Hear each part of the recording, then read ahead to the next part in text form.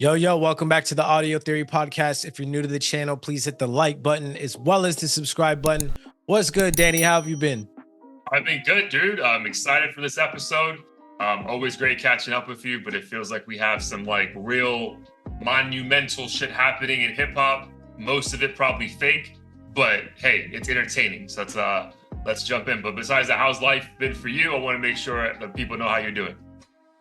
Life's been good. Nothing too new recently, except I'm gonna be running a half marathon literally the week after your wedding.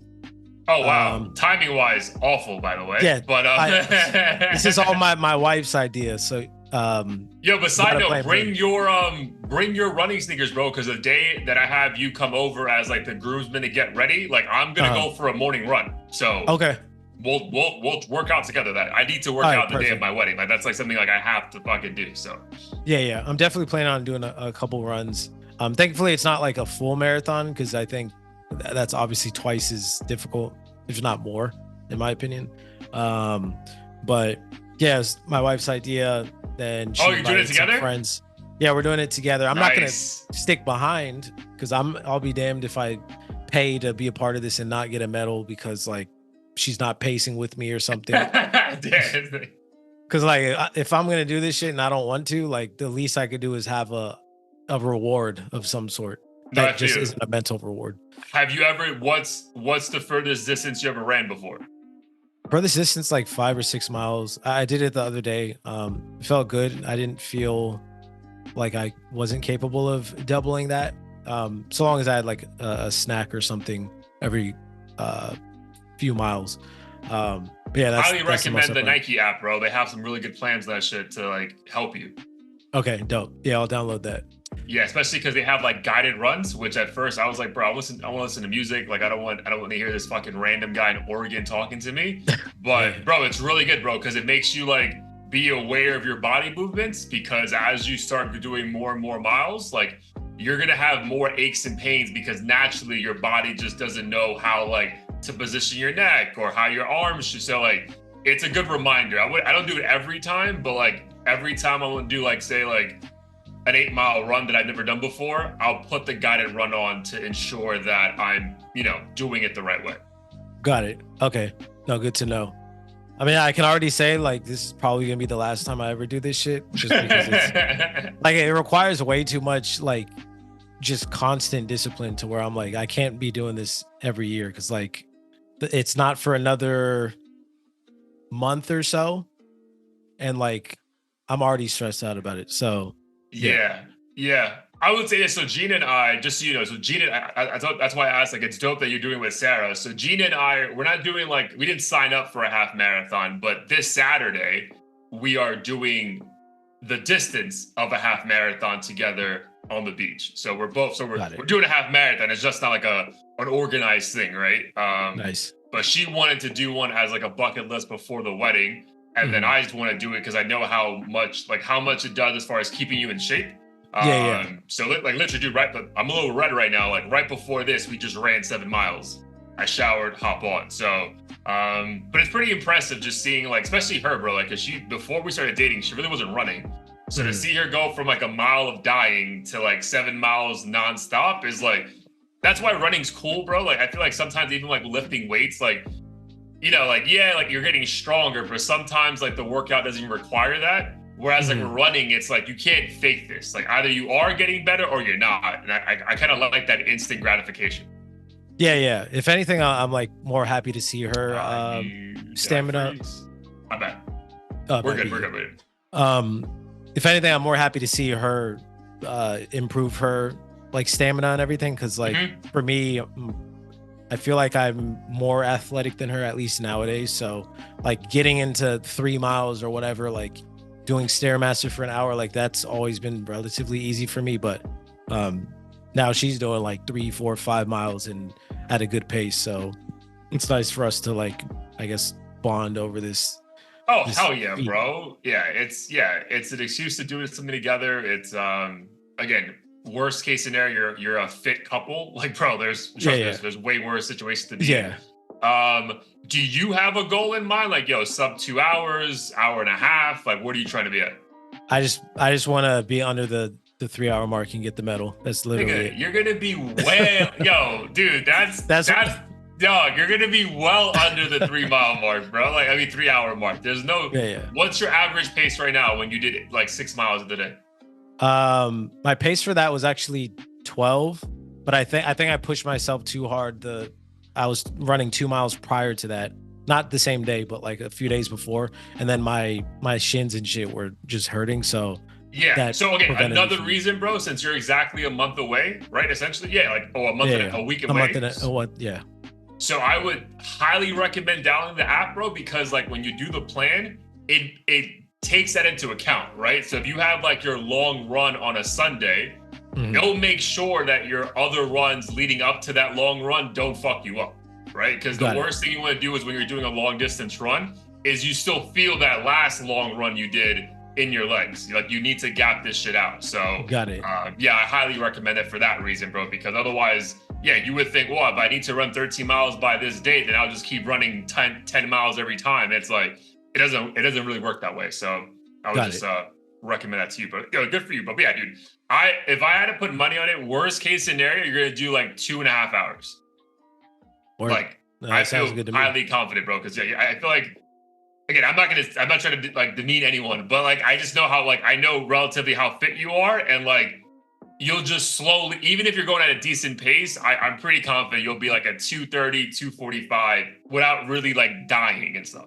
Word. That makes me feel a whole lot better. And even though the timing sucks, I was trying to like get fit before your wedding as well, and get back into it, especially since my Hawaii trip. So yeah, perfect timing. I'll just have to make sure to not get obliterated that week before, to the point where I'm like, I'm back at square one. But well, I hope you get obliterated Friday. But yeah. Oh no, I'm definitely gonna do that. But I need to make sure to not be like the next day. Now I'm eating fast food, and then I don't want to run for like 4 days and shit. Like double down. Yeah. But no, dude, we'll definitely do. I'm glad you're doing that, because one, obviously, it's just good for your health. And then, dude, we'll go. It's like, I was thinking about going on a run like on the Brooklyn Bridge and shit. So like that would be a vibe. So yeah, I'm super down. Yeah, cool, man.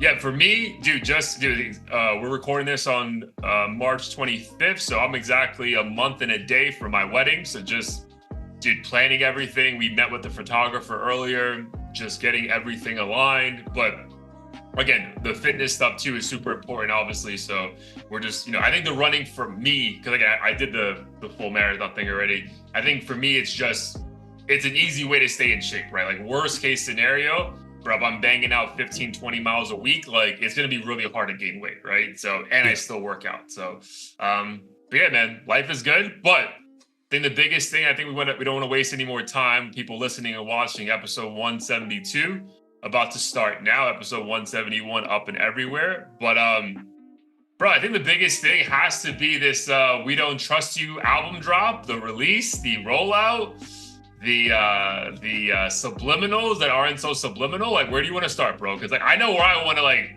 I know where the chunk of this conversation is going to go, so I don't want to hijack this shit. So where do you want to start? Like, where do you want to begin with this? Let's just start simple. Album reaction, what you thought of it just musically, because I feel I feel like that has been overshadowed by lost the audience. Yes. Like, let's just talk about if we enjoy the fucking songs first. Yeah, so I will say this, man. This was like a moment that I realized, especially in the morning, listening to it on Friday morning, where I really wished I was on the West Coast when this album dropped, because this was not the album to be on the East Coast. And the moment you check your phone, everyone's already telling you what to look for. Like, before I hit play, it was like, oh, the Kendrick diss. And I'm like, what? Yeah. Like, you know what I mean? So that really annoyed me, bro. Like, for sure. Because it hijacked what I was even going for. So besides that, though, so I will say this, that did hijack it because it made me only look for the Kendrick feature. However, though, as I was listening to everything else, I was able to enjoy it without thinking, oh, wait, there might be other shots here being taken at Drake. So removing the Drake narrative, and I think I enjoyed this album, bro. Like, again, we've been saying this for at least the last couple of years. I think Metro Boomin's like 1 and 2 as far as hip hop producers or music producers. Like, Dude, he's super fucking talented. He's only 30 years old. Bro, this, again, we know now why he came like so correct with the production of this album, right? If you're gonna go at the king, you have to come correct. But bro, like, this is a very good body of work, bro. Again, lyrically though, I will say this, like, I mean, I do get tired of Future, bro, and I don't know if I ever echoed this to you, but I don't think when you and I ever like share Future songs or Future albums, we're ever like blown away, right? Like, he's gonna have that super toxic shit, which is like appealing to hear it once in a while, but for an hour, bro, like, I'm like, all right, man, like, this album needed those features, right? It needed the Cardi features, it needed the Travis Scotts, it needed Kendrick, because bro, to listen to just Future rap over, again, great production, but after a while, this nigga's saying the same shit over and over again, bro. So like, but again, as far as an album, I truly did enjoy the album, so I'm not gonna take anything away from that. How about you? Damn, you literally stole the words out of my mouth. Really? It was entertaining. I enjoyed it. Heard it. When did you wait till midnight, or did you hear it the next day? No, I heard it the next day because normally I skim through shit if it comes out at midnight, but I was like, this deserves a full listen. I also saw on YouTube a bunch of videos with the reaction face and Kendrick diss. Fortunately, I didn't know exactly what was said or when, so I just listened to the album from start to finish. And yeah, just like you said, Metro's dope, Future's dope. After a while, it feels repetitive, even if it is great. And on top of that, I'm like, oh, these songs could have belonged on like any Future album or mixtape, and I wouldn't even tell the difference. Which doesn't mean it's bad. It's just I didn't feel like I walked away like, oh, I got something entirely new. If you exclude the Kendrick verse, it was just like, okay, here's a bunch of updated Kendrick and Metro Boomin, updated Future and Metro Boomin tracks. Yeah, this is our 2024 version of the same shit we've been doing for the last like 10 years. Yeah. So yeah, it's dope. But after a while, after like 8 songs, you're like, do I really need more? That shit went a little crazy. Hold on. My bad, dude. I think it's gonna come back. Are we good? Oh, bro, why did this happen? Let me turn it off. Oh, there we go. Looks clear now. Yep. Luckily, you're editing, so I trust that you're going to do this way better job. That'd be like a 4-hour project for me. Dude, but this is the thing, man, and I completely agree with your thing, and I don't want to be like, we were making fun of Kanye last week for trying to change history, right? So like, the rest of this podcast, I don't want it to come across, so this is like me putting it out there, like, that we're shitting on Future and Metro, because that's not it, right? Like, it's like, that's a different conversation we're going to get to in a bit. But like, yeah, the album was good, bro. Like, if you remove the controversy behind this album, which I think is going to keep driving the streams up, right? But I personally think it needed something extra though to get so much attention, right? Because I don't think, even though maybe I'm wrong, so you check me if I'm wrong, but even though Metro's coming off a phenomenal year with that Spider-Man soundtrack, I still don't know if you stop the industry for a Metro Future album just because, right? I don't think so, right? Like, this needed that because, again, we've gotten so many different variations of them over the years. That's like, all right, cool. You're doing this again, and I'm gonna check it out because you're two well-respected people. But the way the conversation has been since Friday morning, this is a first for them, and I don't think that's such a stretch to say. No, I fully agree. Future and Metro are obviously like a dynamic duo, but at the same time, there was nothing here that, besides that verse, that would have warranted everyone to listen to the other 18 songs or whatever it was. What besides like that, were there any songs you added to the playlist or any like repeatable songs that you really were fucking with? For me, I really like the I think it's called Slimed In. Yeah, Slimed Down? Yeah, Slimed In. Slimed In. That one I thought was fire. The bass and 808s and everything were just super contagious. I also downloaded Fried, parentheses, She a Vibe. Thought that song was good as well. Honestly, it's funny that I say the album I really enjoyed it because I didn't really have any other immediate replays. I think for me, if I'm gonna add it to the playlist immediately, it's because I want to hear it over and over and over, not just I like it and it's nice background music. So I have to revisit the album once the whole controversy dies down. But I really only had those few, and then of course like that a few replays from my personal playlist. Yeah. So that's the thing, though. I think this album is similar to most Metros that it's just like it's so well produced, but but you're also not looking to add instrumentals to your fucking playlist, right? So like, Right. It's the gift and the curse of you don't want to waste these songs, but yeah, like again, we don't really go to Future for crazy wordplay, right? Like it's maybe a super clever one-liner about him having 14 different baby mamas or some shit, but we keep it moving, right? So again, that's how I kind of felt throughout this, bro. I'm like, damn, this production is crazy. But then I'm like, all right, what was said? Like, what did I hear, really? Kind of a thing. Mm-hmm. So yeah, again, I would say this the same songs. I think I enjoyed Type Shit. Sorry, yeah, I was gonna add that Type Shit was dope, especially I think the transition, right? The beat change. Mm-hmm. Yep. The beat change was dope. I didn't really care for the Young Metro song, even though I know they came out with a video for it. I know that, again, the rollout, they've been trying to push this heavy, right? Like, again, if you come this strong, you gotta, really, really be, have the content to support it. So I get that. But yeah, I would say Type Shit like that. I actually did really enjoy the Rick Ross song, though. I think it's A Hustler's Way or something, or that Rick Ross song. I mean, again, I like Rick Ross in any fucking beat, bro. But over a Metro Boomin production is it's gonna stand out. But yeah, what would be your rating for the album then on first listen? Grade or number? Grade. Grade's easier. I would say I would give it a B minus. Fair. Yeah, I would go B. Just for the production value alone, right? And then I think that obviously the shock value once you dive into that song a little bit. But cool. Again, so I would say that's a fair assessment. I don't think much bias was there, so we're not trying to recreate history. We're giving credit where credit's due.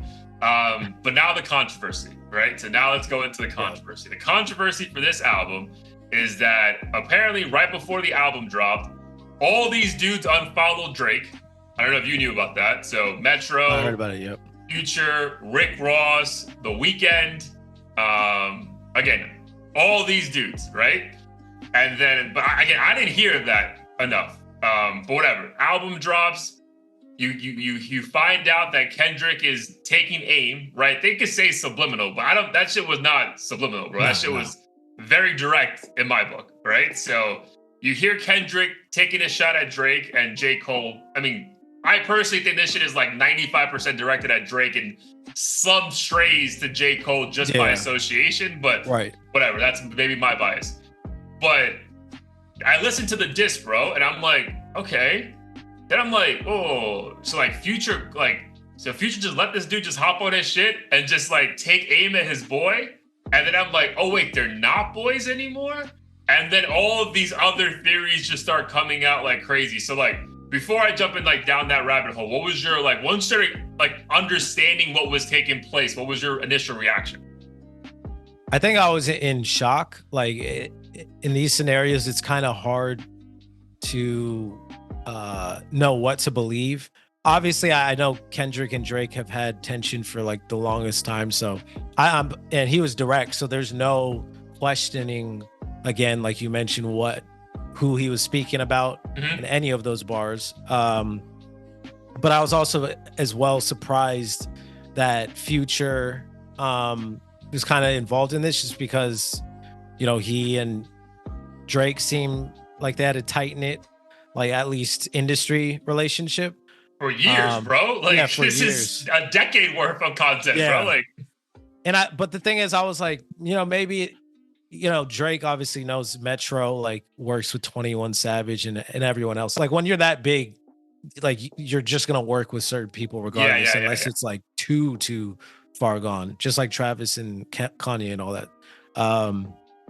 So that was the only thing for me where I wasn't necessarily fully on board with if Future had problems with Drake or not, just because I was like, well, it's a Metro collab, and he can always point to Metro like as the reason why, Kendrick made it on, and he's like, wiping his hands clean, like, I'm just making good music, and this is part of it.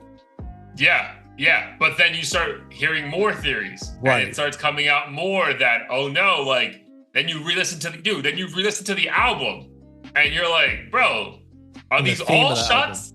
The theme of the album, right? And then maybe it's obvious, right? They say the most obvious shit's in plain sight, and it's just you can't see it right away. But I mean, what's Metro Boomin's tagline, right? If Future saying, if Metro don't trust you, I'm gonna shoot. Like, so again, maybe that should have been our first like sight of this. But bro, that entire first track, which is the intro track. The intro track, like Fake Friends or something. That has to be a complete. That entire record is a shot at Drake, bro. Because I know Drake has said always on in conversations that he's a fan of Future. So for him to say, bro, you're a fan, you're one of my fans, you're a pillow talker, blah blah blah blah blah. So then you just I started dissecting everything, bro, and then you see a video, bro, of a week ago at the listening party for the album, and Travis is on stage telling Metro, yo, play that song that goes, like the that beat. And I'm like, bro, are you fucking kidding me, dude? So like, I'm like, dude, this is WWE shit, bro. This is like, this honestly, did you ever watch like WWF or growing up as a kid? Yeah, from time to time. Yeah, right, like, and the main characters randomly put on like a Thursday night, SmackDown or Raw or some shit, right? Bro, but I remember even before that, like, there was a moment in time where like Hulk Hogan started like the NWA. Do you remember that shit? And it was just like so anti-establishment, but it was like the most popular guys getting together as like a fuck you to everything else. Bro, this is what that feels like, dog. This is like what is happening, dog? Like, how are all these people, and again, we have receipts because these songs are here. How are all these people who like literally ate off this man, or biting the hand that fed them for so long, have the audacity to come this hard at him? And like, that's the part where I'm just like, just sitting back like, yo, y'all crazy? Like, do you know who the fuck? Like, that was my initial reaction once I started like understanding what was going on. How did you feel about it? I think for me, that's what's most exciting is it's not just some random pair of rappers beefing where like no one really has to get involved or chose to get involved.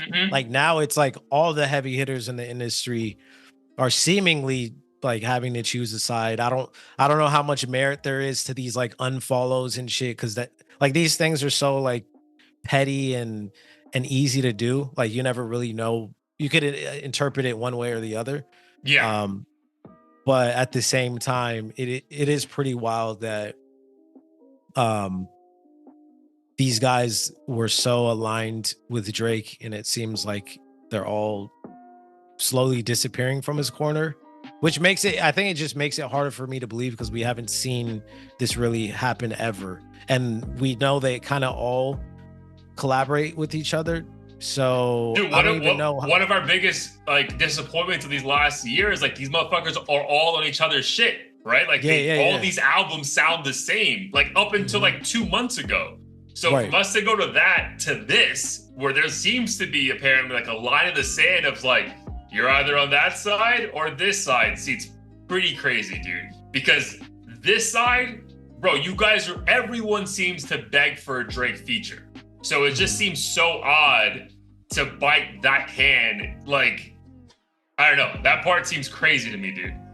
Yeah, no, it's wild. And I mean, my cousin brought this up in one of the group chats, but it seems like they're alleging that this is due to a woman, Diana, maybe between Diana, and if that is true, I find it to be pretty sad and embarrassing. I don't know if this stat is real, but I could have sworn I read some stat that like, I don't know, 70% of violent crime is like over a woman or something, like jealous boyfriend, husband, whatever.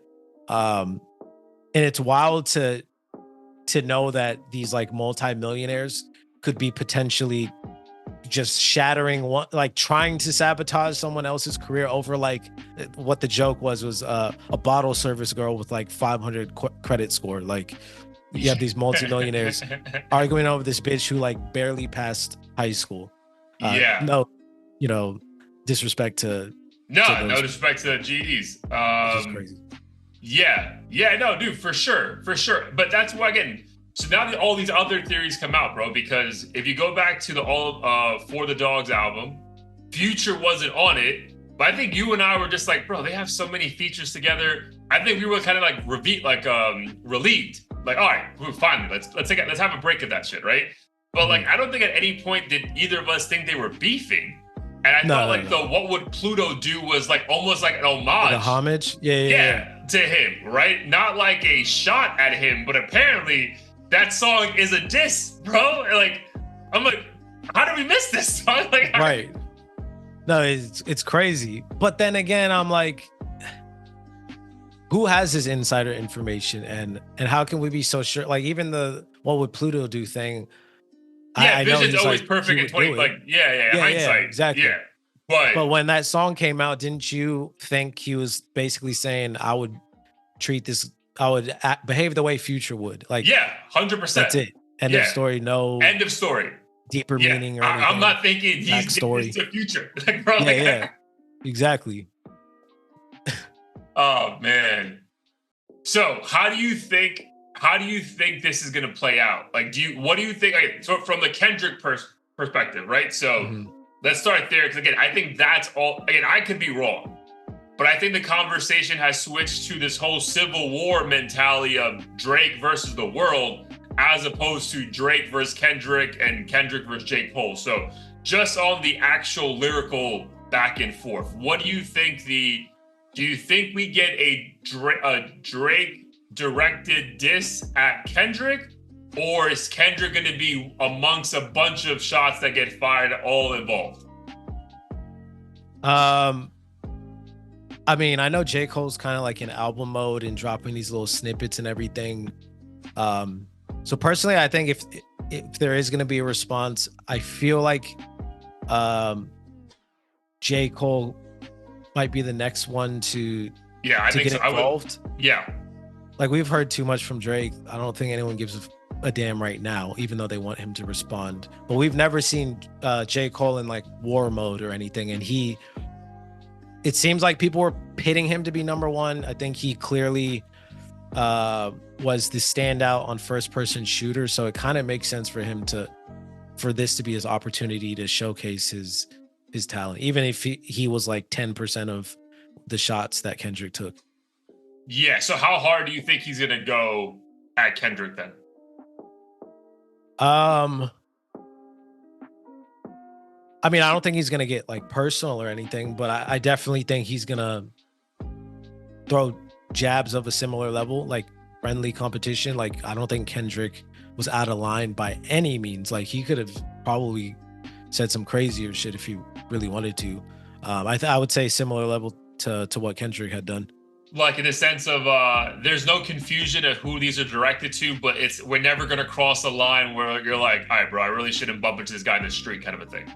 Yeah, basically. Like I wouldn't be surprised if he took the last album title, Big Stepper, and played around with that and was like, you'll get, I'll stomp you out on a beat or some shit like that. Like yeah. It'll be lyrically clever, but it won't be so bad to where like relationships are ruined. I feel like they both respect each other too much for that to happen. I feel like it's just friendly competition. I mean, at the end of the day, all they're just saying is I'm better, I'm the best. Like that's pretty much it. It's not like mess with my wife or some shit like that. Yeah, for sure. Which is why I think initially when I heard the diss track, I was like, bro, why is everyone up in arms right now? Like he just did his own version of first person shooter, you know what I mean? But just more direct. So like, all right, cool. Like it was friendly. Like again, I'm telling you, bro, when I heard that verse, I was not like, it was cool to hear Kendrick be direct, but I'm like, oh, this is cool, bro. This has been simmering for years now, bro. Like, so cool. He finally took a shot and like, we'll see what they do. But yeah, I just think that got lost in the midst of once you start seeing like the puzzle pieces get into place. You're like, oh wait, these motherfuckers are like really trying to say like we're done with you, and I'm like, all right, bro, like good luck with that. But yeah, I would agree with you, bro. I think J. Cole's gonna respond. I think it's gonna be a very well created fucking whatever the track is. I think it's probably just like a 16 though. I can't imagine like a full song, like probably just like a freestyle or some shit. I can't imagine a full song of him going at Kendrick, but definitely something along the lines of like, probably, if you're gonna come at me like more direct, because I don't really think J. Cole got like that many direct shots, if any, bro. No, barely. I mean, he kind of got like an indirect shot by saying, because he was the one who said the big three thing. Yeah. And then Kendrick said "fuck big three," but that, I mean, Kendrick is kind of speaking generally too, just because everyone's comparing him, to him and Drake. So I definitely don't. I think, J. Cole's guilty by association, essentially, because he was on that song. And I'm sure he doesn't, I mean, a lot of people don't like him and Drake being buddy and like best friends, being afraid to fucking say I'm better than you. Like they're being politically correct with each other, which is, even though I'm a fan of all three, it is kind of annoying to see them like be buddy, but then on the song, J. Cole's like, I'm the best one. But then it's like, oh, it's me and Drake, Spider-Man, and we're equal and shit. Like, pick us. You have to pick your own side as well. Yeah. And then on that one song that he released recently, Might Delete Later, he's like, there's no dude alive that could outlast me. Like, I'm the best.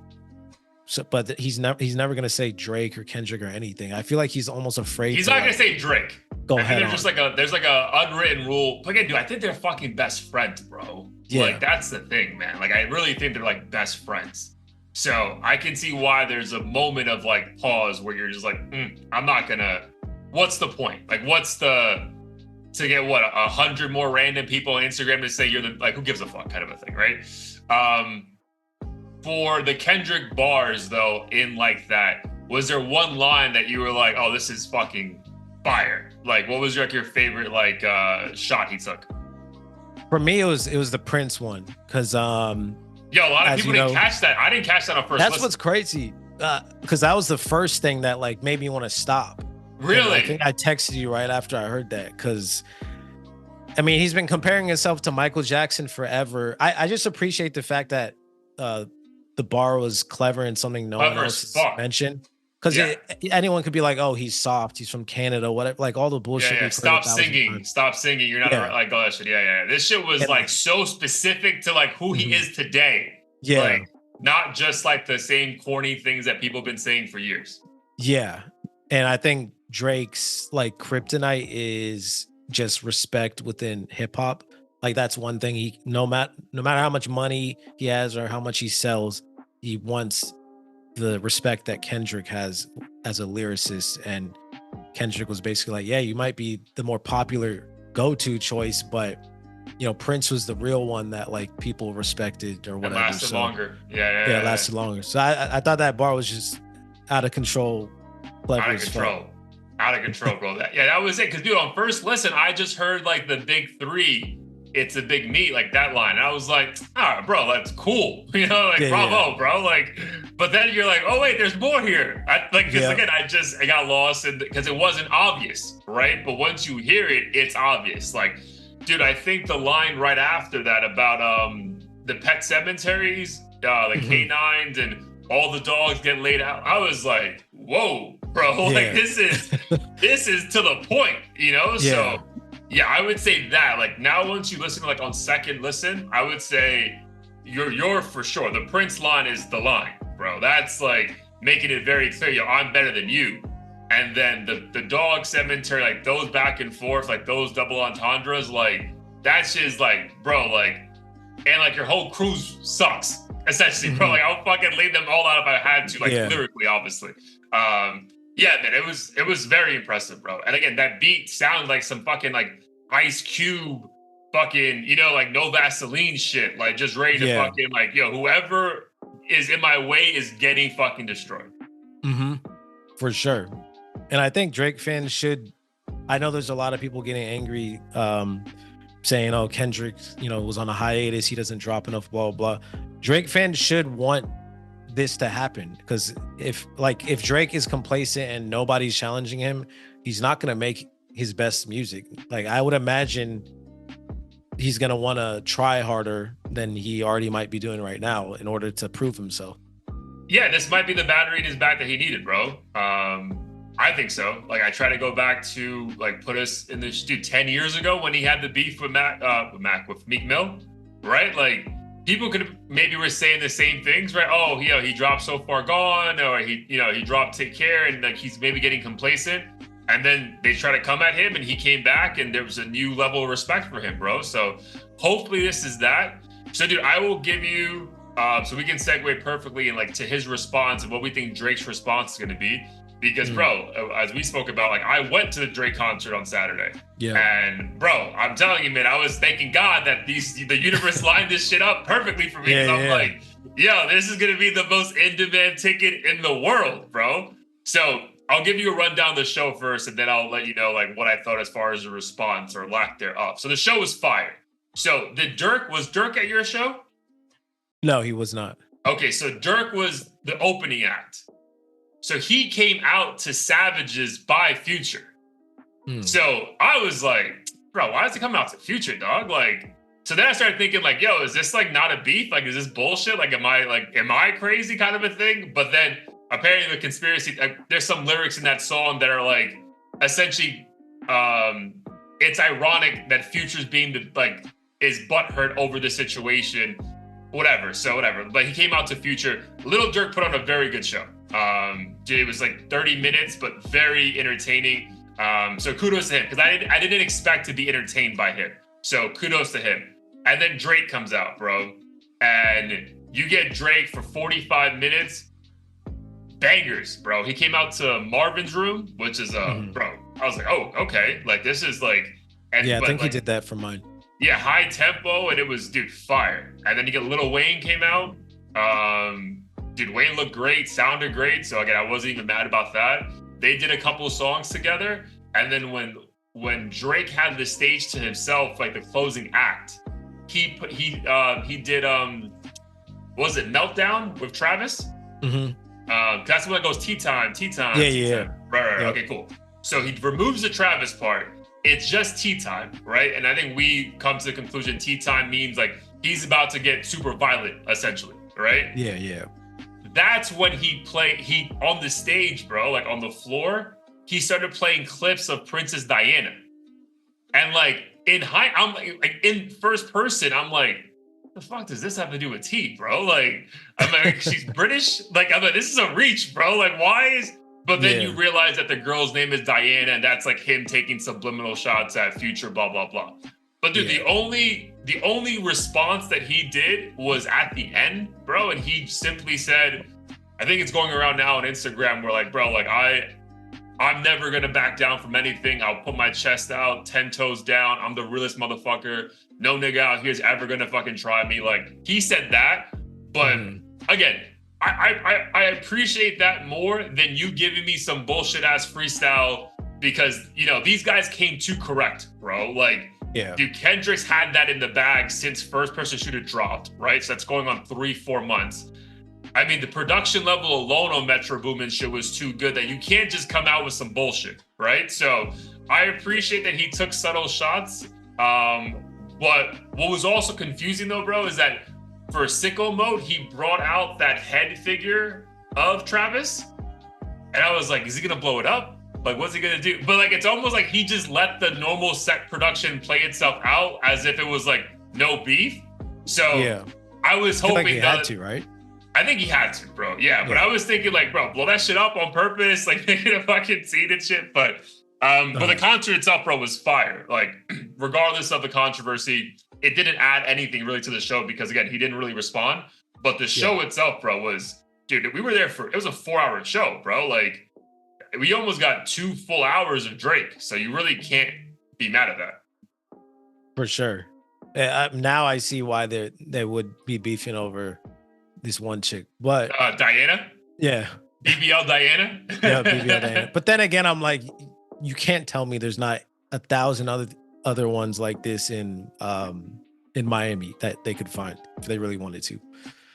Correct. So, bro, this is my thing, man. So, what do you really think that all these dudes are now siding with Future because the goat of like being like a male whore got that same done to him by like what do you really think is at the heart of this, bro? Because it's hard for me to fathom like these guys are now risking their own money because, bro, like again, I do want to do this like in a second, like going through like their top songs. Bro, these guys need Drake, right? Like need fucking Drake. So like, what do you think is at the heart of this?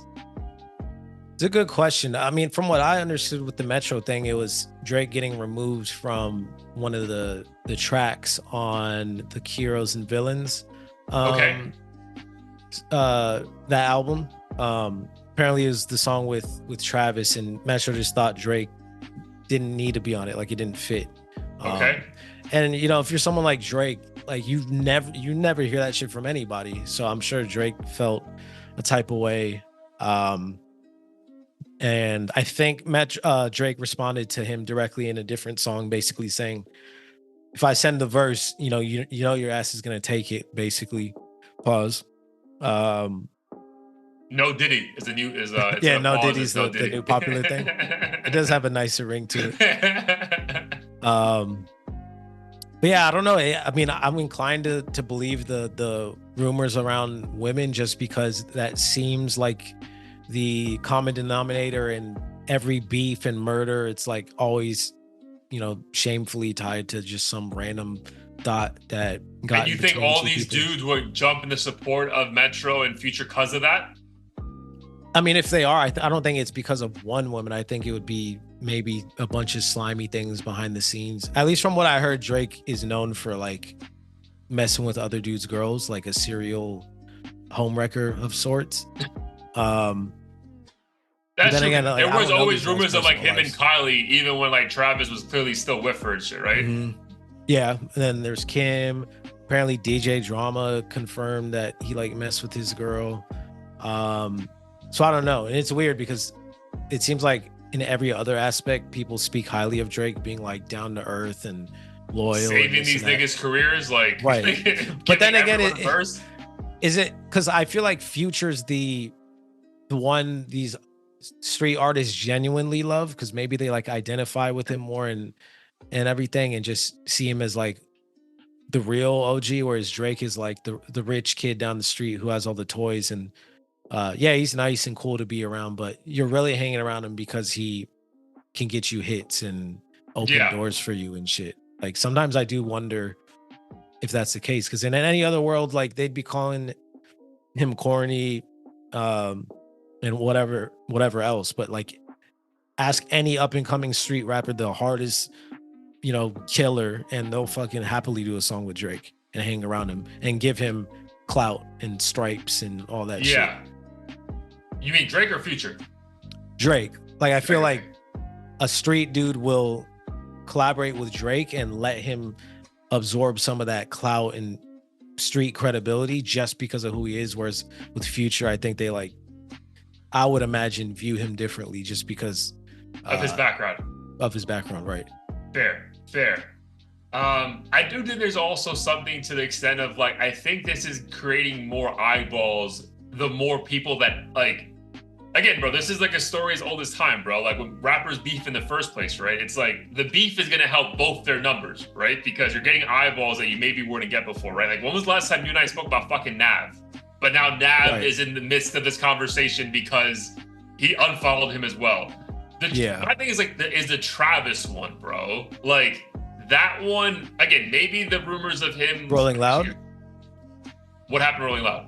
Like when him wanting to play the Like That song, or are you talking about a different well, that part for sure, right? Because that is trolling, bro. That's trolling to the umph degree. But then him also clearly choosing the Metro movement and Future side, right? Like that, I think that part is being made very clear to us. He's like, no, this is the side I'm on. Drake is dead to me. But like that part is wild, bro, because like again, when you were like, you needed that Pussy and Millions feature when people were trying to figure out if we should even embrace you again after the fucking, like, you know, the accident at your festival. Like, I don't know, there's been too many times that Drake has given these guys lifelines. So for it to like just become like this full circle, like, bro, I don't know, man. It just seems odd, dog. Like, again, I just think this is something, again, I don't believe any of this shit. I think they're all still friends, right? I do think this is going to play out for a little bit longer just to get more eyeballs. And maybe they all came together and said, bro, hip hop needs this. Like, we need to fucking stir shit up. Otherwise. Yeah, it's just like some big plot behind the scenes to fix it all. I truly think so, bro. Like, truly. Because from a financial standpoint, I don't know how this benefits future Travis in the long term, right? Fuck Metro. ASAP, bro. These guys aren't going to take shots at Drake. They're not. But those two, bro, those two need him, bro. Because again, we're going to do this now. I'm going to pull up Future Essentials on Apple Music. I guarantee you there's at least 4 songs in his top 10 that are Drake features, bro. What's this right now? Future Essential. Second one, Wait For You, Drake. What else is here? Where You At in the top 6 featuring Drake. Used to This featuring Drake, number 7. Life Is Good featuring Drake, number 12. Like, bro, Jumpman, Drake. Desire, bro, his whole fucking catalog is Drake features, bro. So, like, the idea that this is beneficial to your long-term success is fucking wild to me. Like, again, I never seen that quick. Like, this is like fucking, to me, this is honestly like if Memphis Bleak, and I'm showing my age with that reference, if Memphis Bleak, like, dissed Jay-Z out of nowhere. Like, are you fucked, bro? Like I don't know. Maybe I'm crazy because I never regarded Future as this, like, again, I've always respected him, enjoyed the random song here and there.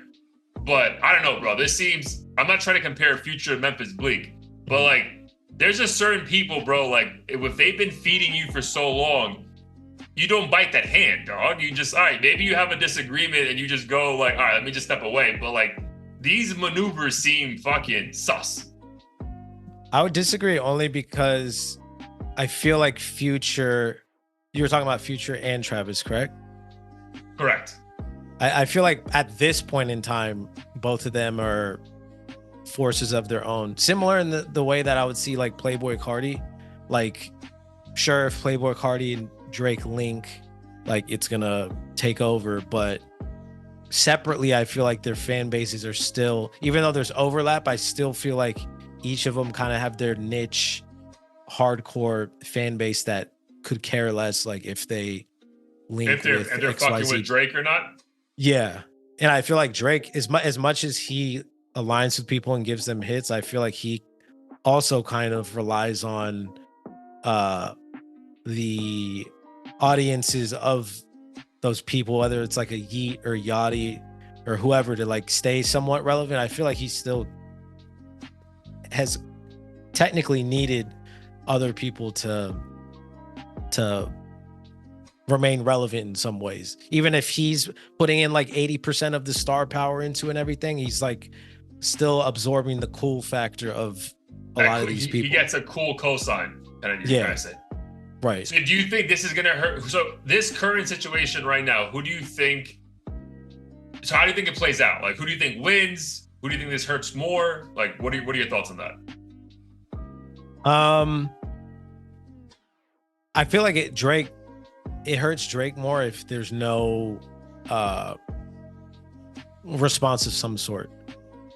Even if it's just musically, with a freestyle, like, not response on Twitter or Instagram or anything like that. I think if he backs down, I think it just is going to be a little bit of a stain moving forward. Like, people are just going to run with it and say, hey, you never responded to Kendrick though. Like, no matter what he does, the same way people troll every other artist for something that they didn't do or something they did do, it's just gonna forever be that thing that people bring up if he doesn't, that stain, if he doesn't live up to the challenge, even if it's just a similar shot where it's like on DJ Khaled's album or some shit. Like, if he doesn't kind of directly respond in some shape or form, it's gonna be kind of like Pusha, where people move on, he still has hits, People still love him and go to his shows, but it's gonna be that stinging, lingering thing on his track record. What do you think happens? It's just like another asterisk next to his name when it comes. No, but do you think he responds though?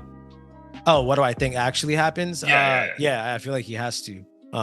Because the Pusha thing, he used the excuse of, well, he went too far and I was gonna go even further, and I don't want to play that personal game. But this is just competition. Like, yeah. You can't just get back out of this shit when it's just friendly now. Yeah. So, dude, if I had to put money on it, friendly wager, I would say he definitely responds. It's a 2-verse song, and then one verse is for Kendrick, and then the other verse is for all these this little rap pack that they're trying to come together with. So I think Travis gets fucking. Travis is gonna get. I'm telling you, I think that Travis shit probably might hurt him. Not more than the Future shit, but bro, he's gonna say something about smashing a Kardashian, bro, and probably his baby, something, bro. Like, and I think Future gets, like, I'm telling you, like, it's gonna be like 8 for Future, 8 for Travis, and then like a little line for Metro. But like, I think it's gonna be a full song, just fucking annihilation from his point of view. Now, if it hits, we'll see. But I think that's what he's gonna try to create. I guess what's confusing for me is, like, how would all of this transpired in the past several months to where they legitimately were like, you're on this side or that side? Like, hasn't this allegedly been going on for a while? Like, even during the meltdown phase of things, like. So you think like why would he be so mad about something that's already been happening?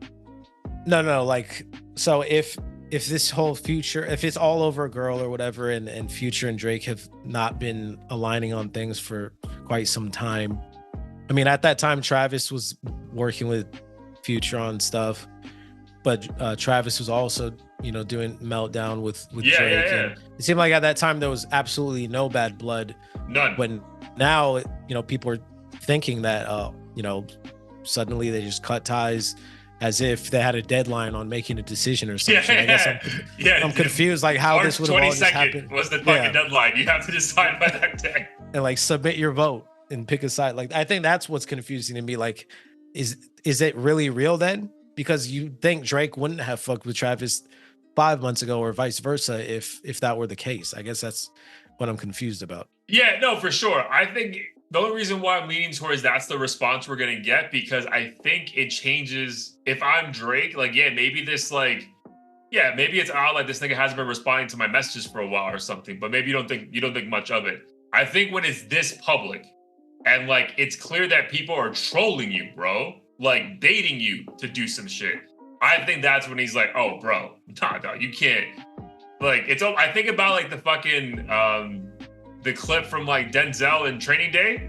It's like, yo, like, King Kong ain't got shit on. Like, that's like, bro, who are you fucking with, bro? Like, I'm telling you, bro, I think we're gonna get threat level orange, bro, from Drake. Just, he's gonna go, dude, I don't know how good this song's gonna be, but he's gonna go all out to make it a fucking annihilation of these dudes, bro. Just for to even have the thought to disrespect me, bro. Because again, I think he's at that level, man. Like, think about like Jay-Z or some shit, bro. When people even like utter a couple lines in his direction, like, bro, he comes back with vengeance, dog. Like, even if it's a one-liner, bro. Think about when 50 Cent dissed him, and he just said, "Dude, I'm about $1. Who the fuck is 50 Cent?" Bro, that one line could have ended most people's career, So I don't know, man. I just feel like we definitely get a response from Drake. I don't know if it's right away, but it's definitely going to be a full verse to Kendrick for, like, even having the audacity to think he's at his level, and then a full verse to all these other guys who are teaming up. Like, bro, like,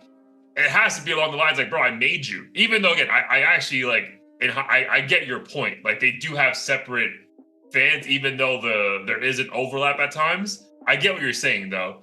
But I can see from Drake's perspective is like, bro, the amount of eyeballs that a Future gets on a mainstream level is completely different because he has that Drake cosign, right? Like Life is Good does nothing if that's not a Drake feature, you know? Like, so that's I think, and he has a lot of those songs, bro. I think like the other part of hip hop that's maybe not as into like the underground shit or like certain trap stuff, I think they needed Drake for that. But yeah, if that was my wager, $20, I'm saying we get a song, 2 verses, 1 for Kendrick and another one for the rest of them.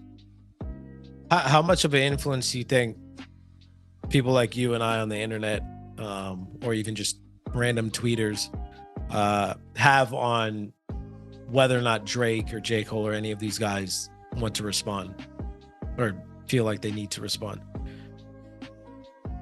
Bro, for J. Cole, I think none, to be perfectly honest, right? I think for J. Cole, none. I think for Drake, I think it does matter to him, bro, because I feel like ego-wise, I think he's proven to have like a pretty big ego in all this situation. And I do think, I don't know if it's like to Drake, it matters that we're saying you got to respond, blah, blah, blah. I think it matters to him how much people like enjoyed Kendrick's jabs at him. Mm-hmm. And almost like, either is there truth in this? Do I need to defend my honor? So again, I would say it definitely affects Drake more than I would assume how little to no effect it has on Cole to respond. I think you said Cole's in album mode, bro. Like if anything, Cole's probably been waiting for this. He's like, oh, finally, bro. Like I have a fucking opponent. Like, let's go, you know? So whereas Drake, I think honestly, dude, again, your point is accurate. Like, again, like if this stuff has been brewing for a while, why is it such a shock to him?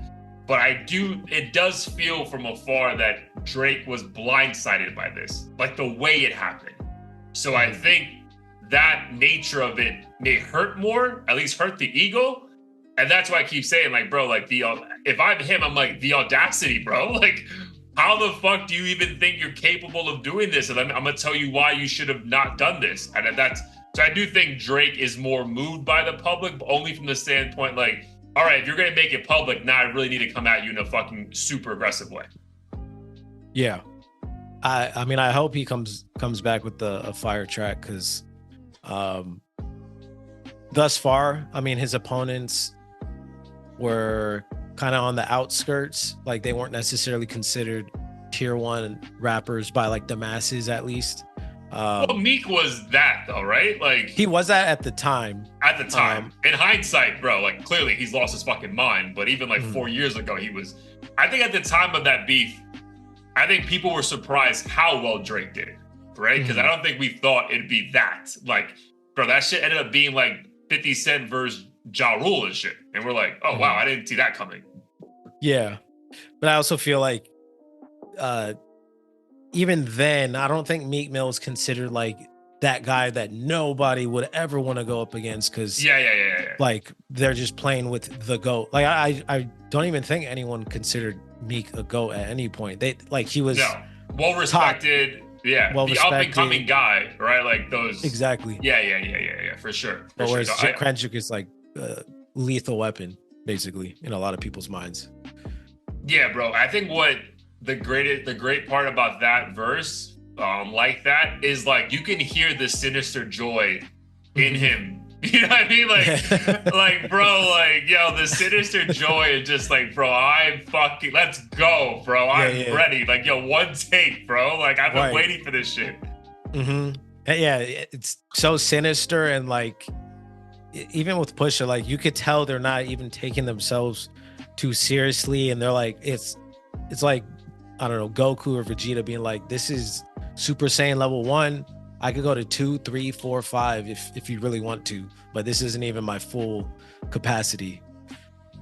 Do you think this ends up being a back and forth? Or like, you know what I mean? I guess it depends how hard Drake comes on the, that line was wild. No diddy. But right, like it depends on like his like what his song is, right? Because I can also see it being like, all right, you both got your verses in, let's move on as well. If Drake just does what basically Kendrick did, where it's just a jab back, I feel like Kendrick won't see it as worth his time. But if it's like Duppy freestyle level where Drake is going hard and the public like sees it as a respectable response to where like, okay, Kendrick, now it's in your court. It's otherwise on you now, technically kind lose. of a thing. That's when I see Kendrick actually responding. But again, they're all like legendary at this point. I don't see it going much further than maybe like 1 or 2 more songs. Yeah, same, bro. Because I think at some point, like, it's hard for this not to get like confrontational in public, right? At some point, right? Like, yeah. You know, like, yeah, let's keep it on wax, but yeah, you say one thing about my fucking ex-baby mom, like, yo, I'm gonna find you, dog. Like, there's certain line, like, that's why. Again, I get what Drake was saying about like when Pusha went at 40. It's like, bro, like, you can't be talking about man's fucking health like that and think that we're not gonna do something about it. So yeah, no, I feel you. I hope it does stay on just wax, and again, just keep it. Again, I hope no lines are crossed that way all around. Yeah, what's the tip of my tongue? I was gonna ask you something. What would they Drake do? Nah, we can move on. I was gonna ask. Damn, I forgot I was gonna ask you, bro. Oh, sorry. Here it is. My bad. Do you think Kendrick felt so so energized to do this because he's no longer signed to TDE? Because I heard some of that going around. Like, if he was still signed to TDE, they might have like held him back from like ever doing this kind of thing.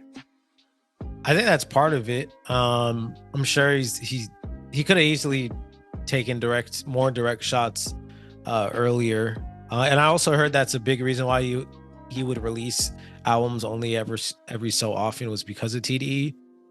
Yeah, which is crazy to me though, because that makes it sound like, I mean, maybe like I don't know the dynamic, but it makes it sound like TDE's like has so much control over him. Whereas I'm like, in my mind, I'm like, bro, it's Kendrick and then TDE. Like, why would that ever? That's what I wanted to ask. So when I heard that, I'm like, bro, why would this ever stop him in the past? Like, how much control does TDE you really have over him? That's what's confusing to me as well. Is because if he's like the cash cow, right? You would think he could just do whatever the fuck he wants. Right, but like, clearly that's allegedly that's not what the situation was. Yeah. If anything, I mean, I would say what might be more realistic is like if he's gearing up for more music and other projects, this is like a good foot in that door. Sure. But outside of that, I don't think it's like this was, on his mind for fucking 5 years, and now he finally gets to do it because he's going independent or whatever. Like I think he's just like in that mode, and he sees Drake and Kendrick, in their zone trying to take the throne, and he's like, fuck it, I'm in a better headspace. Pandemic's over. Let me get back in this and show you guys what's up. Yeah. No, I figured I'd ask you because I feel like you're closer to it, just being on the West Coast. But cool, man. Anything else you want to mention as far as that specific topic? No. I think All right, well, let's take a moment to pay homage and respect to Big Sean. Big Sean dropped the song on Friday. It's also my man's birthday today, so happy birthday to him. But bro, this guy's time is impeccable, bro, because it seems anytime he's trying to get his shine on, something happens with Kendrick that's like, well, never mind. I know, which is sad because like I forget if it was last year or what, but we definitely at least entertained the idea of if he was deserving of like top 5 of this like new generation. We said yes. And we said yes at the time. To be clear, at the time. But now it's like when you compare what's going on to what he released, it just seems like that time has come and go in terms of him being able to butt his way into that conversation, revive his career in that conversation. Yeah, and like to put himself in that like tier, right? Yeah, bro. Unfortunately, bro, and I truly mean unfortunately, because I don't know if you'll find more like Big Sean fans than us, like on a podcast level, bro. Truly. But yeah, and Tyler gave him his flowers. Oh, really? Yeah, there was like I think Big Sean released some like mini documentary type thing, kind of like J. Cole, like leading up to just kind of giving you a showcase of him prepping up this new album. And Tyler's like, you have a way with words. And I think he said like that's your biggest flaw Like or something. He's too smart or some shit. I think he just I don't know. I think what everyone can agree upon is like his punchlines in a way with words can be insane, like in a good way. But I think sometimes it comes across as like corny or try hard or something sometimes. And I guess that's what he was insinuating. Kind of like a Joyner Lucas, which I've read actually now that he has a new album out. And I was like, why the fuck don't people respect these guys? And I guess that's why. Yeah, I might have to like go find that comment. Yeah, but I think the time for Big Sean to plant his flag in like whatever tier 2 is, right? Are we saying tier 1 is Kendrick, Cole, and Drake? Yeah, dude. I think his opportunity like to cement himself as like a tier 2 guy, I think has come and went, bro. Like I really like I think he had a great moment during the pandemic with that album. Was it Detroit? Right? It was like whatever it was, the one that had like Deep Reverence and like multiple songs that you and I truly enjoyed. Yeah, but I just don't. Yeah, it just doesn't hit, man. Like it just doesn't. There's no true emotion being evoked in me as far as like checking his music. I mean, again, I skimmed through the song that he dropped, but it honestly felt, and maybe because the visuals more like that, but it felt like almost like a cheap impersonation of first person shooter. Like, I don't know if you got that vibe at all, but like I was listening to him like, are you just trying to recreate the song that we just liked like 2 months ago from like people doing it better than you? So like, I don't know, bro. Like if that's where we're gonna get, I was like, dog, like the idea of him resurfacing at a certain level is gone to me. Yeah. I like the track, but again, some of the bars didn't land for a lot of people. Like he's talking about how like he's ready for a kid, and I think he says something like his girl said, well, when you're ready, stop coming in my face or some shit. Jesus. And it's just like how it's one moment you're impressed, and the next you're like, ugh, like what just happened? And I think that's prevented people from taking him seriously. Unfortunately, even earlier in his career, you know, like one of the first songs that I'd ever heard from him was called Big Nut Bust. And like he just had a bunch of metaphors about like nutting and all kinds of stuff. And well, remember, that's what clever. Kanye's beef was hit with. It was like, yo, you can't have ass be one of your records, bro. Like, right. But the problem is like you can tell I think what's frustrating is you can tell how capable he is.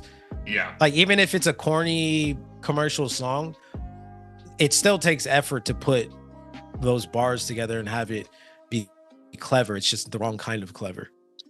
The wrong kind of clever. I just don't know if his flow is reflective of what the culture is today. Like, if that makes sense, right? Like his flow seems way more suited for the independent Joyner Lucas route, right? Like, again, I might be crazy, but that's like, I don't know, man. It doesn't seem like, I feel like he's going to struggle to have a massive hit with his current flow in today's current climate.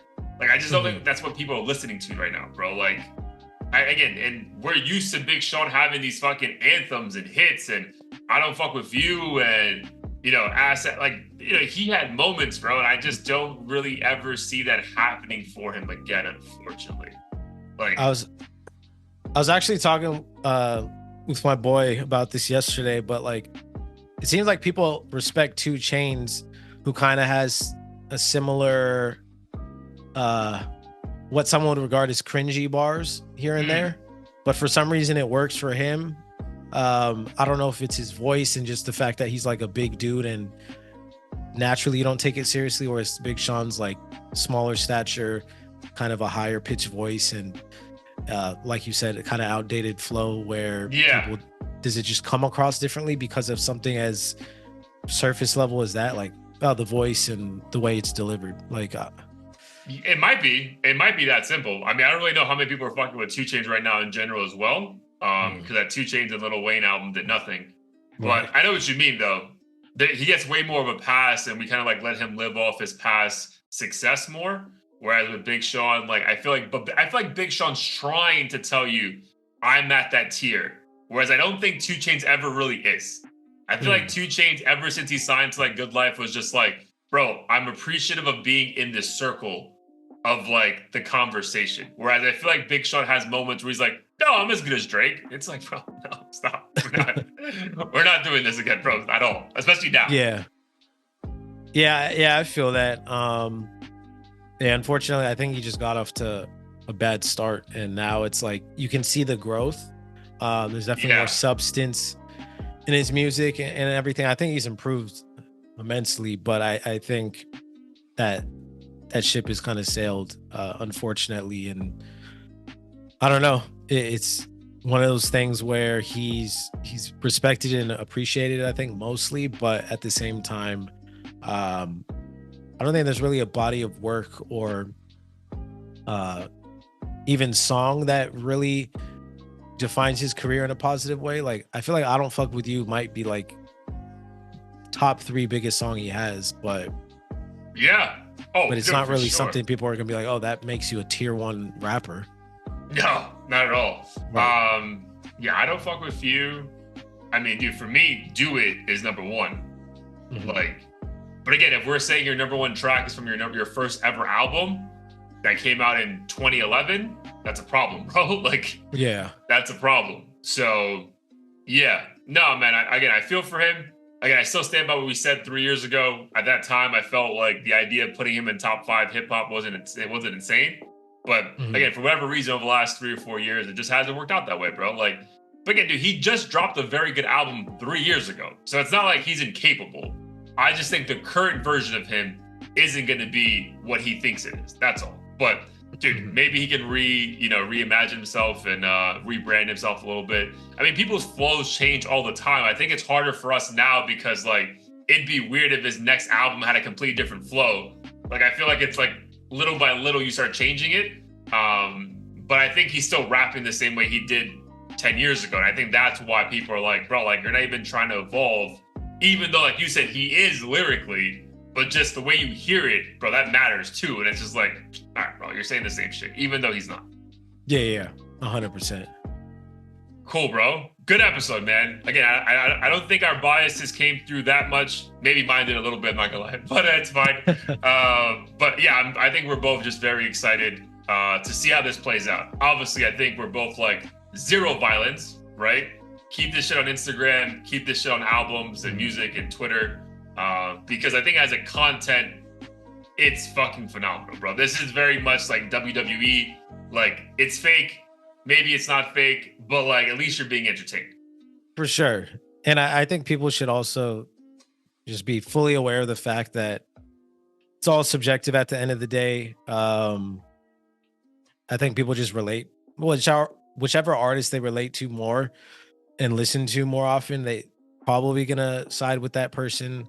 I mean, I personally think, like, objectively, it seems like Kendrick is the favored like one when it comes to lyricism, but I think everyone agrees Drake is like everywhere to be found musically and kind of the more accessible, replayable one. So naturally, people are gonna be like, oh, he's better then. But it just really depends what you value. Like, do you want to dissect the lyrics and be a scholar who, can listen to the project in its entirety and like feel like you had an experience, or do you want to vibe and turn up with your friends and tap into different sounds and emotions and all that shit? Like, I think it's just the context is really going to determine what you prefer, basically. Yeah, who you say won, right? Right.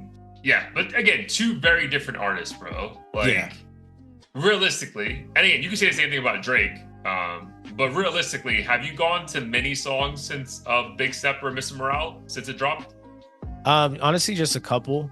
But similar to what you're just alluding to. Like, every year, Drake ends up being, if not the most listened, one of the most listened artists on my playlist. But then again, I listen to music mostly when I'm at the gym, when I'm like partying, or when I'm hanging out at the pool, and Drake just makes more sense in those environments. And he like has different genres. So like the streaming numbers aren't fair because Kendrick's not making a fucking like house track or whatever. So, or like a Thames feature that makes sense or stuff like that. Yeah. Whereas when I listen to an album from start to finish, I tend to prefer Kendrick. I feel like more fulfilled at the end.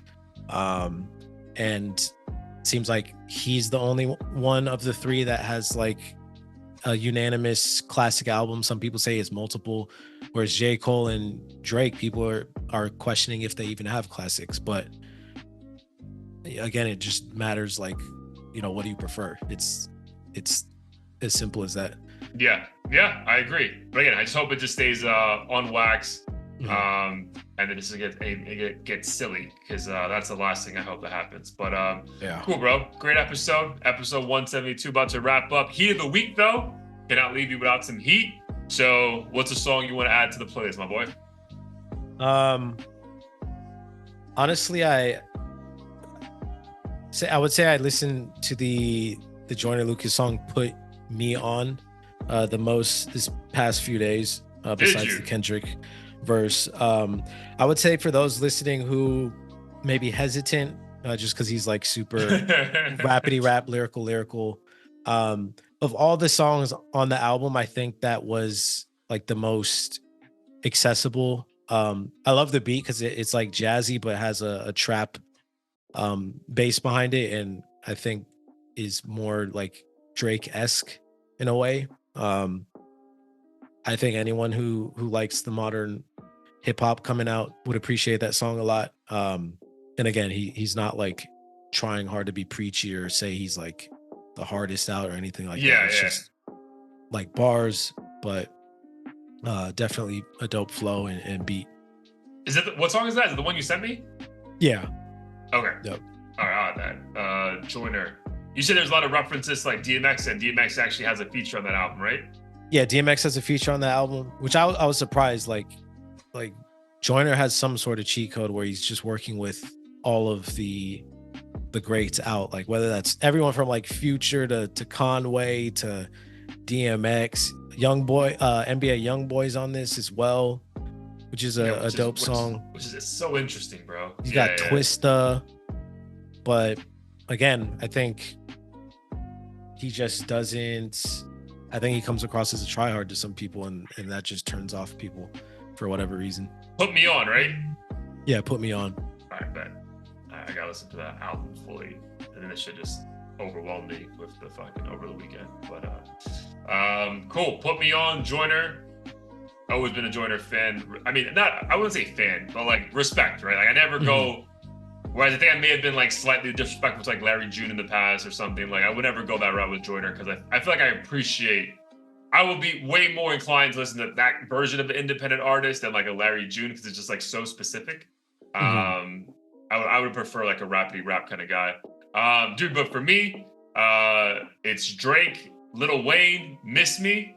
I thought it was like so many different analogies leading up to the show, and it was just cool to play the playlist. Like, you start forgetting about all these bangers. Fucking, dude, Miss Me came out when that song came out? Shit, was that 2000? I'm gonna guess 2010. You're probably June 1st, 2010.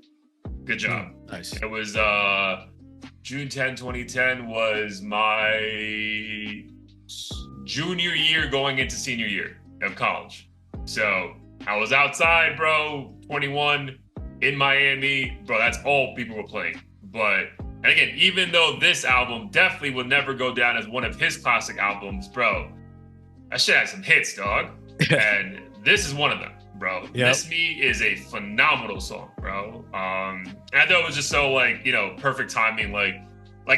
This is me being the Drake stan, is like, all right, bro, y'all want to pretend you don't need this fucking guy, but you're gonna miss him when he's gone, bro. Because if you even think you're gonna like, again, that was just me being like a crazy fan or whatever. But yeah, it was just a nice reminder of like, bro, this guy, the catalog is extensive, bro, and it could be just him and Lil Wayne, him and Birdman, him and the three of them, him and Gucci, like, bro, like he just flows with everyone, dog, and it just seems so like effortless. I can't really. Bro, I don't really, maybe the house stuff, bro, but like, do you ever have like a Drake feature that you're like, dude, this doesn't really make sense? Like, it all works, bro. Even like the Block Boy JB fucking song, that worked, like, so like, it's just so crazy how like effortless this guy is when he like picks the person he wants to like co-sign. Like, it just makes sense sometimes. So yeah, it was just a nice reminder of that. Yeah, I can't think of any situation where, Actually, no, I do. I mean, it's not that he didn't fit it, but didn't care for it. It was the one with Pharrell and Rihanna. Oh, dude. But yeah, I didn't like. Yeah. I think that was just like, yeah. I know what you're talking about. Yeah. Lemonhead or not lemon? Lemon. It's just lemon. Lemon. Yeah. But that has to do something with like, bro, like there was a moment there where like everything, dude. Again, he was already the GOAT at this point when that song came out, right? We were at least in the GOAT conversation, right, Drake, when Lemon came out. Yeah. But I think there was a time, and it could have been around this time, where it was very clear that once he got to a certain level, he still wanted the accolades from people he looked up to. And I think Pharrell was still very much like, he looked up to Pharrell. So like to get an NERD feature, he's like, bro, sure, I'll do it for you guys. But yeah, I would agree with you. That one, I've never replayed that song ever again, bro. Like that shit came and went in my, there's no recollection of that song in my fucking phone whatsoever. Same. Yeah, I never added it. Drake or not, wasn't a fan of that song. Yeah, by itself, it wasn't good, bro. So that's why I was like, that's what's crazy with Pharrell, because I think he's still like, just, I look at him dearly because he was always my favorite producer. But then again, I mean, every now and then your favorite artist is going to do some shit where you're like, I could care less if I ever heard this again. And he's done that a couple times, like with the Jack Harlow album and stuff. I'm like, this is not it, in my opinion. But Jack Harlow, I don't really fuck with most of the NERD songs, bro. Like besides like the obvious bangers that like are undeniable, like I've never sat down and like, oh, dude, this is one of the greatest bodies of work I've ever listened to in my life, bro. Like, nah, no, like, again, Pharrell for me, dog, and this might be blasphemous, bro, but dude, again, I love everything he did with Justin Timberlake. All the Jay-Z features or production is phenomenal. He has a couple good songs by himself. I love, dude, his first album by himself, the Girl album. Do you remember that? Yeah. Like, bro, that was a classic, dog.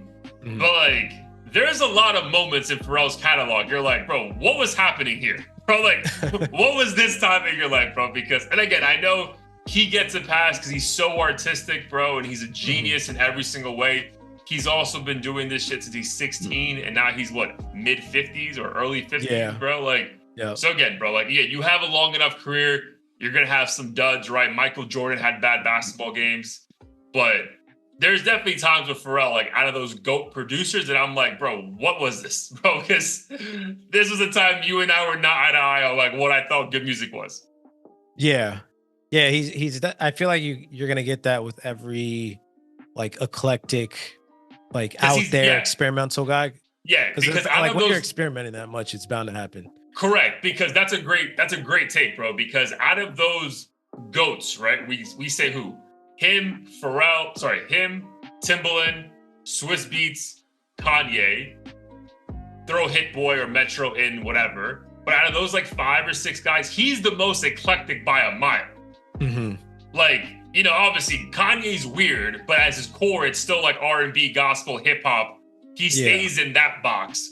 Whereas I think like the rock stuff actually hurts Pharrell a little bit, because when it's done slightly off, it's just like, what is this, bro? Like, I don't know how you want me to interpret this. Yeah. I mean, I actually loved his, like, I love like the NRD rock stuff. I don't know like what other random stuff he's done like overseas or with other niche artists since then. But yeah, I've definitely heard stuff from him that isn't hip hop where I'm like, what's going on here? Or maybe it's just I don't like this particular genre enough or something. Yeah. Or the risk just doesn't seem that rewarding at the time. But yeah, obviously a GOAT. But I do think, Miss Me. You do. Again, you probably do the same exact thing when you're getting ready for the show. It's just like, bro, you start going through these playlists and you're like, holy shit, bro, these are bangers, bro. And these are like, I think that's what was most impressive about like Drake's first set.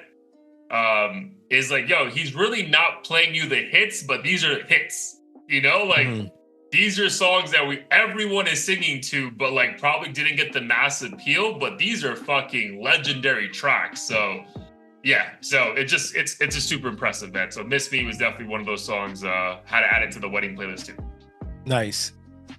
Did Wayne? I know you said that he looked good and everything, but did sound like yeah, bro. Wayne sounded good, polished. Bro. So yeah, I was nervous. I think I said on the pod last week, he sounded good. He looked good too. Like he didn't look fucked up.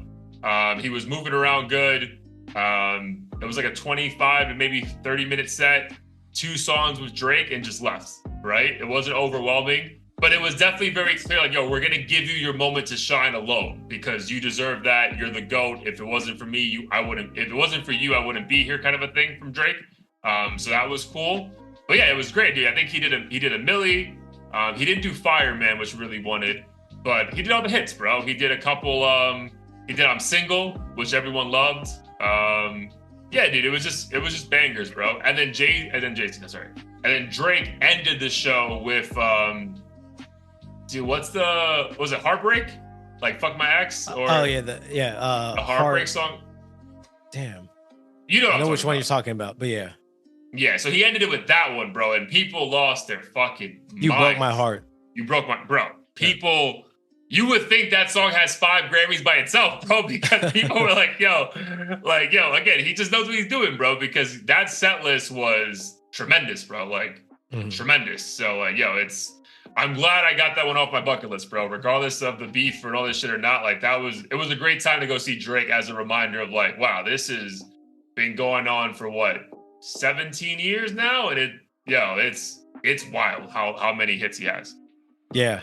No, I'm glad you had fun. And I'm also glad that you got to see Wayne instead, because as I was listening to other opinions on this whole controversy and stuff, the concert obviously came up, and I heard several other people, I think it was Rory and Maul podcast, but someone on there mentioned 21 Savage being like a huge disappointment, and the energy of the crowd just completely shifted as soon as 21 went on stage. So I'm glad I didn't feel ungrateful or crazy for saying that. Yeah.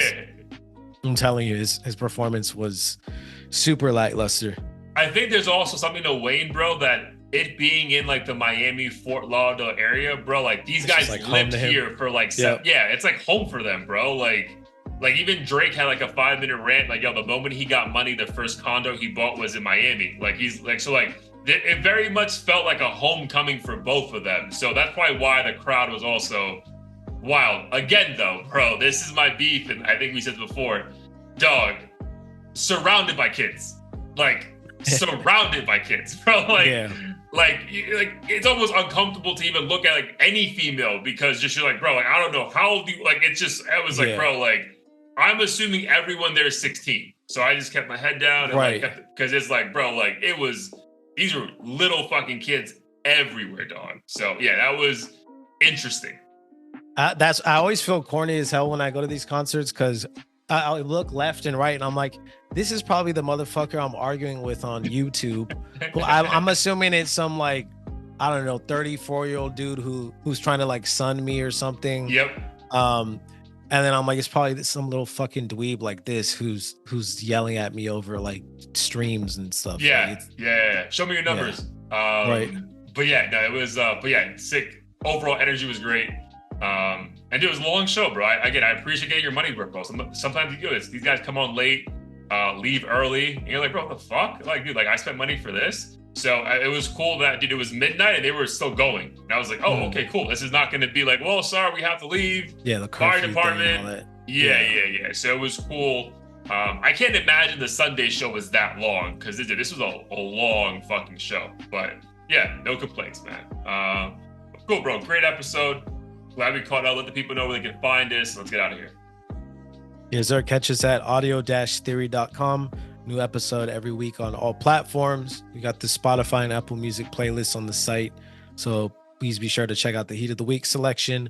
And if you're on YouTube, check down below, copy some merch.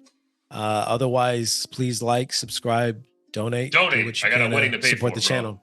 Yeah, we won't stop saying that for the next 4 weeks? Month and 1 day. Or we can just keep it going, because it's not like the money's gonna come back after. Yeah. I'm still paying this shit for a while, so yeah, for sure. But love you, my G. Glad you're doing well. Keep training. Download the app. We'll talk soon. Peace.